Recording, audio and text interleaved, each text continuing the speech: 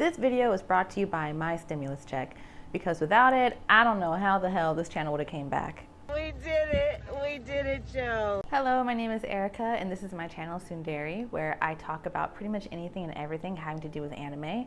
And it's been a long time, I know. As you can see, a lot's changed. I'm on a couch instead of the floor of my bedroom. I'm also nowhere near that bedroom because I've since moved to a new city. And yeah, it's good to be back. I really missed you guys. I had so many ideas for content and I couldn't do any of it because I didn't have the money, because moving is expensive, or I didn't have anywhere to film because I had no furniture.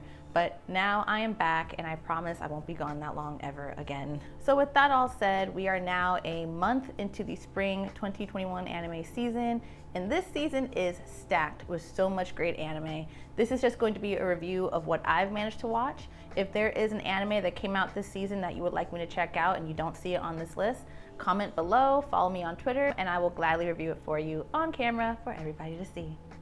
First up is Tokyo Revengers. Takemichi Hanagaki is a 26-year-old man wondering where his life went wrong. Drifting from dead-end job to dead-end job and now working at a place where his superior is younger than he is, Takemichi feels like a failure. Things take a turn for the worse when he finds out his ex-girlfriend and middle school sweetheart Hinata Tachibana was murdered by a group of violent criminals known as the Tokyo Manji Gang. In the pits of despair, he suddenly, and with zero explanation, travels 12 years into the past to when he was 14, still in middle school, and still dating Hinata. Seeing this as a chance to save Hinata, Takemichi decides to infiltrate the Tokyo Manji Gang to keep them from being a threat in the future. One of the things I love about this anime is just how much heart the characters have, especially Takemichi. Him being 26 years old with regrets and wondering what he could have done different with his life is definitely relatable to me as someone who is the exact same age, and I feel like a lot of 20-somethings. That mid-20s existential crisis is very real, trust me. Seeing Takemichi go back in time and be a more courageous version of himself because he knows what's waiting for him on the other side is something I wish I could do. And as like I said, most 20-somethings wish they could do. And on top of that, the puppy love between him and Hinata is just so damn adorable. It makes you nostalgic for your first love and how sweet and pure that was. And that's kind of the selling point of Tokyo Revengers, is that aspect of nostalgia. The show's art style, as well as its approach to the delinquent trope, is very reminiscent of 90s and early 2000s anime. Especially that part in 90s and 2000s anime where you have these middle schoolers and high schoolers who look like grown-ass men. How old are you? I'm 15, Mr. Bennett. Motherfucker, you look 30. If you love a good shonen anime with tons of action, a lot of heart, then Tokyo Revengers is definitely for you. Although you may be asking yourselves, where the hell are the adults? Why are these grown-ass middle schoolers gathering in a park in the middle of the day wearing hammer pants and just beating the hell out of each other and nobody is saying anything? They're not fighting in dark alleys, they're not gathering at night. It's broad daylight in public spaces wearing very conspicuous hammer pants. Next, I'm going to review Yasuke, which was probably the highest anticipated anime of this season. Yasuke is a fictional retelling of the story of the real-life African samurai of the same name. In reality, Yasuke served under daimyo Oda Nobunaga in 16th century Japan. This is also the case in Netflix's Yasuke, except in this world there are robots and mechas. The story picks up 20 years after Nobunaga's death, and after Yasuke puts his past as a warrior behind him, deciding to live as Yasan, a recluse boatman living in a remote village. Eventually, Yasuke is forced to pick up his sword again, this time to protect a sickly girl named Saki, who has supernatural powers and is the target of evildoers who want to harness it for themselves. So I just want to start by saying I really wanted to like Yasuke. I really did. As a black girl who has been watching anime since the age of 3, seeing an anime on Netflix with such a huge production behind it and it has a black lead, I was hyped. But when I watched it, I was also severely disappointed. So let's start with what the show got right before I get into what it got wrong. For one, the animation, top tier, which I expect nothing less because it was animated by Studio Mappa, who killed it last season with Attack on Titan. Some scenes were so gorgeous and ethereal that I'd pause the show just to marvel at it. The soundtrack, which was composed by Flying Lotus, was also nothing to sneeze at. The soundtrack had a sort of ambient, lo-fi, hip-hop, jazz vibe, which reminded me a lot of the soundtrack for Samurai Champloo, which was done by Nujabes.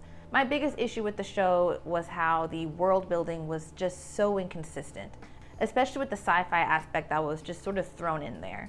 It makes no sense that we are in 16th century Japan, but there's mechas and robots, but people still have to walk horseback or boat to where they want to go, and it distracts from the actual story because I'm too busy asking questions like, how the hell does this stuff work? Another distracting element was just the one-dimensional, flat, cliche writing.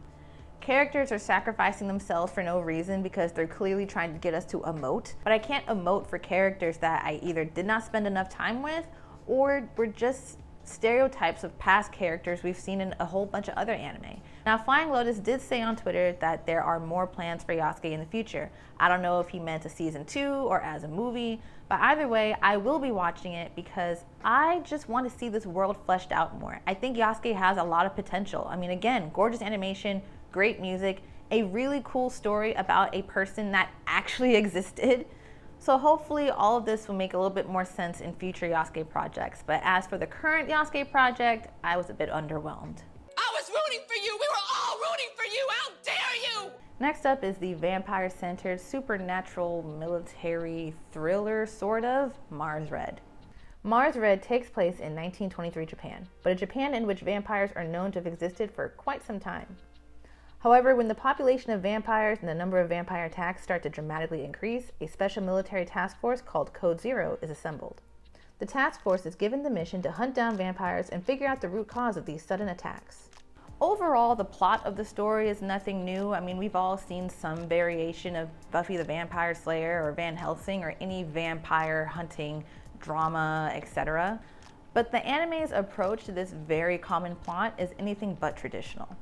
And that's because the story's journey to becoming an anime also isn't traditional. Typically, an anime is based off of a manga or light novel, but Mars Red actually started off as a stage reading play. The show's background in theater is made obvious through its dialogue. In fact, in the first episode, we meet a vampire who only speaks in quotes from Oscar Wilde's Salome. Even if you're not a theater buff, I highly suggest checking out Mars Red just because of the gorgeous animation and its fresh approach to a classic plot. Next up, we have Joran, Princess of Snow and Blood. This anime also takes place in an alternate historical Japan, but this time it's in 1931.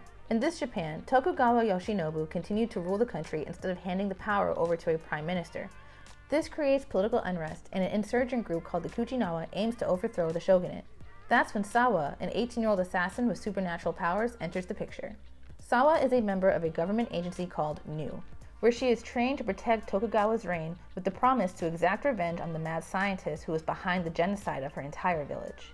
It takes a few episodes for the plot to really come together. I didn't really understand what I was watching after the first episode. It wasn't until maybe the end of the second episode, early third episode, that it really started to click for me. But once it does, it becomes a must-watch. Almost every episode ends with a major cliffhanger that makes you want to continue on. With the main plot focusing on a female assassin out to get revenge against the man that took everything from her, I can't help but get Kill Bill vibes. So if you love Kill Bill, or at the very least you love a strong action series with a really cool female lead, then Joran is definitely for you. Next up is To Your Eternity. An immortal being is dropped onto the earth with the purpose of gaining knowledge. The being first appears as an orb of light, but changes its appearance based on whatever gives the orb stimulation. Taking on different forms, we see this being setting off on a journey, meeting new people, learning about different cultures, and most likely breaking our hearts along the way. It's very clear after the first episode of this show that it's going to tug at your heart. Knowing that this orb is likely going to evolve and change into different characters as the show progresses, I'm really excited to see just what different aspects of humanity this anime is going to explore. Already in the opening credits, we're introduced to characters of different ages, skin tones, cultures, hinting that the world of To Your Eternity is only going to expand with each episode. And with how gorgeous the animation is, I can already tell that this world is going to be something that is as beautiful as it is tragic. Next is one of the most hilarious anime to come out this season, Way of the House Husband. Tatsu is a former Yakuza boss who retires from a life of violent crime to become a stay-at-home husband for his wife, Miku. Applying the attitude and skills he developed as a crime lord, Tatsu is actually a phenomenal house husband, though a bit intimidating. I think the funniest part of Way of the House Husband for me is the fact that Tatsu is truly a great house husband. Imagine John Wick trying to be a house husband, but he still does all his household chores with the gusto of John Wick. That is Way of the House Husband. As overly dramatic as he is, as out of touch as he is, he's good at it, and it almost always works in his favor. Almost. Another funny aspect is that Tatsu isn't the only former Yakuza member trying to adjust to his new life. You have one former Yakuza member who is just really trying to learn how to adult. You have former Yakuza trying to make friends at the local volleyball meet. Mob bosses who coo and fawn over their pets. The show even answers the question, what would happen if two former gangsters got into a bake-off? So if you just love a fun, wholesome comedy like The Pacifier with Vin Diesel, watch Way of the House Husband. Next up is Don't Toy With Me, Miss Nagatoro. An introverted student, mostly referred to as senpai, meets a sadistic and genuinely terrifying first-year student named Nagatoro. Each episode, Nagatoro relentlessly tortures senpai by playing on the fact that he's an awkward hormonal teenager. Usually her pranks leave senpai flustered, humiliated, in tears, or all three at once. At first, it seems like her pranks are done out of malice. But it's soon made clear that Nagatoro has a crush on senpai and is simply trying to toughen him up and to get him to come out of his shell. And that's where the show loses me.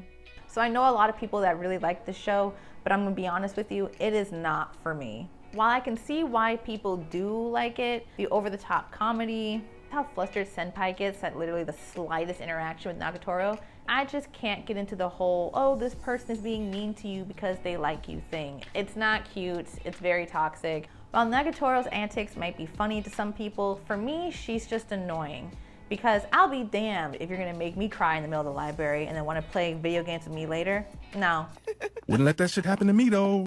And to make things worse, the plot of the show revolves heavily around sexualizing a 14 to 15-year-old girl, and that just makes me uncomfortable. That little girl is a child. And finally, we have Shadow's house.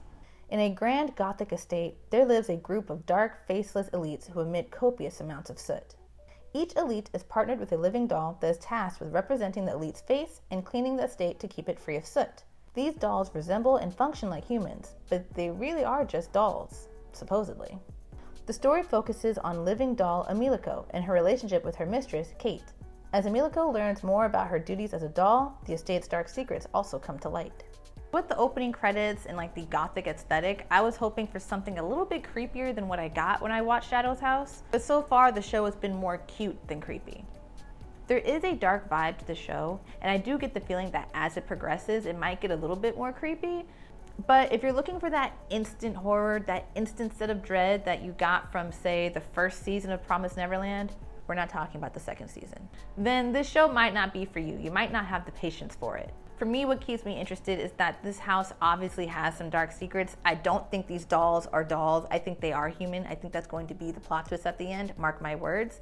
If you like mystery, if you like a goth aesthetic, but you're not really interested in being terrified or creeped out, then this show could work for you. However, again, I think it might progress to that level as it goes on. But then it also depends on if you have the patience to wait that long. So that's what I've watched this season. If there's a spring anime that came out and I didn't review it, please let me know in the comments, hit me up on Twitter, and I'll gladly review it for my next video. In the meantime, don't forget to like, share, and subscribe. I'm currently at 21 subscribers, and you guys are my day ones. Thank you so much, I really appreciate it. My goal right now is to get up to 100 subscribers. So if you can share this with all your friends, share this in whatever anime group you're in, just spread the word, get me up to 100 subscribers, and I will do a cosplay for the next video that comes out after I hit that milestone. Maybe it'll be Bunny Bulma, or maybe you guys get to vote. Who knows? But just help me get to 100 subscribers. I don't like just talking to myself. All right, see you guys next time.